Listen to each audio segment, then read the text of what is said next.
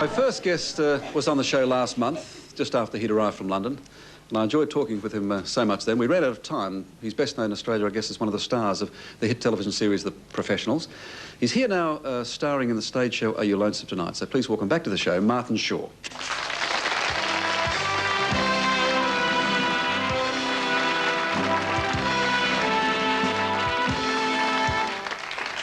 Welcome back. Thank you. I mentioned at the start of the show that I went to see Are You Lonesome Tonight and thought it was terrific. I enjoyed it very much.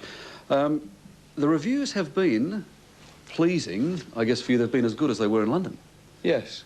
Well, there were a couple that weren't quite as good as in London. Well, I didn't see them, actually. Yeah, well, there was one guy who came to see it who said that he was getting progressively bored and he didn't like it, and I was getting progressively more and more upset when I read the review.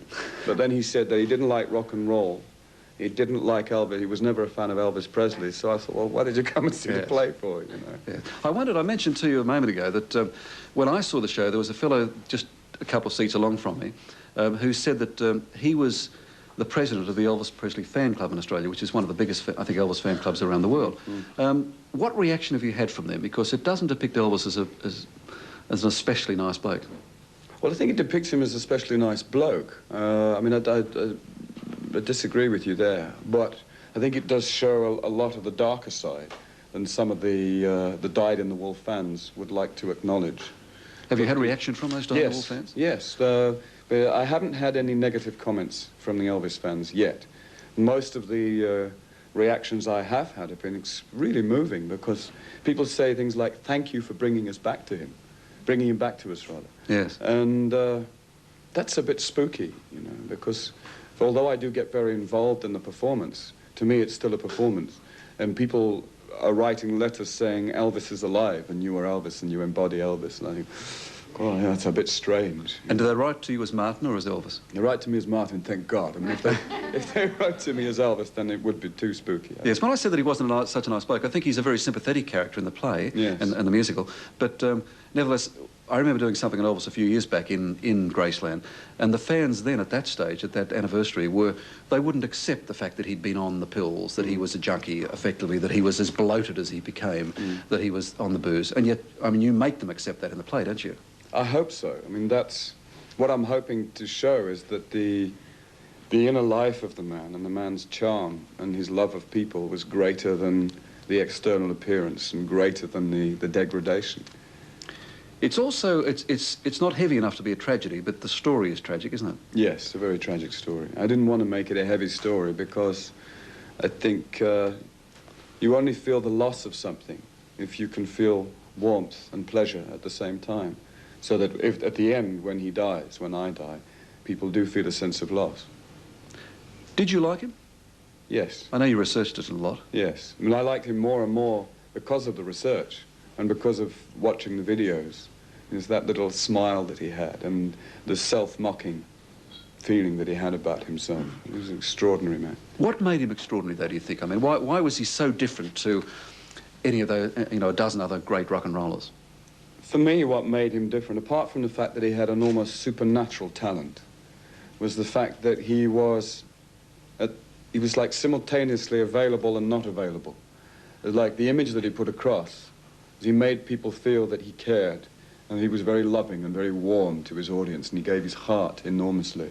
And yet, when the show was finished, he was out like that, and nobody ever got to see him. And that's very tantalizing for people.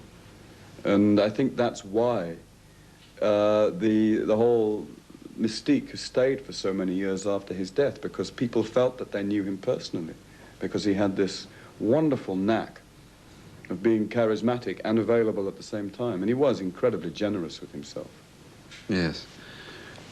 Someone said to me that, I met someone who was actually doing a doctoral thesis on Elvis at the time, and they said that the reason this woman said she thought he was so successful and so popular in the States was that he was the only real working-class American hero, that every other, like the Babe Ruths and the Jack Dempseys and all the sports heroes and the film stars who'd come through from the working class, left their class and were taken over by Hollywood or were taken over by the PR machines.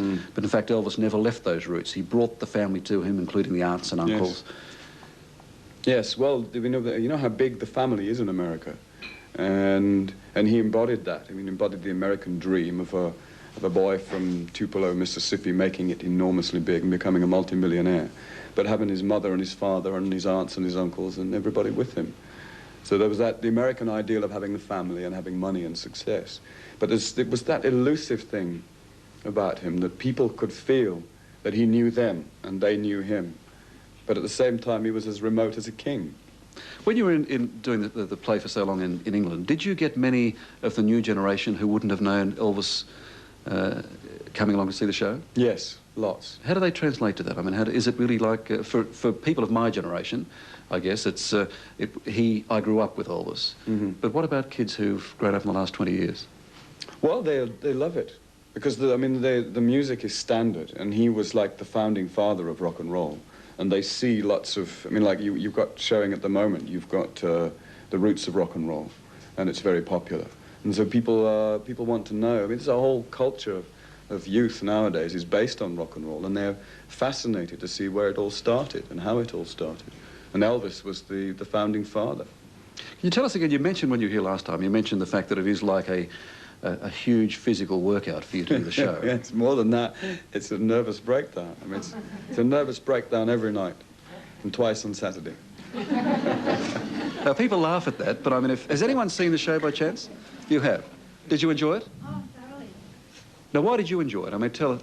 Because I've been an Elvis fan since been young. But were you disappointed in the portrayal of drugs and things like that? No. Now, the lady here was. For the younger generation, I felt it wasn't a true, portrayal of him. But it really was, wasn't it? Yes, but it was a shock to know it was. Yes. Truth. Yes, and you can certainly relate to what Martin's talking about in terms of the physical workout. It's like going along and seeing a dance routine, isn't it? Yeah, it's great. How do you prepare for it? You are a bit of a health nut. A bit, yes. I mean, I'm not a fanatic. I'm too lazy to be a fanatic, but You're a vegetarian? I'm a vegetarian and I don't drink. And the physical and emotional demands are such that I measure every fragment of energy that I have to spend. I've got weights and an exercise bike and stuff like that on my balcony, and I eat carefully. The whole day really is a preparation for the evening. But it's a strange anomaly, isn't it, that you are that sort of person, and each evening you've got to go up there and blow yourself up and become gross and bloated, not just physically, but mentally. Yes. But you see, I need that kind of physical and mental resilience to do it realistically, because it killed Elvis, you see, but I've got to do it and stay healthy.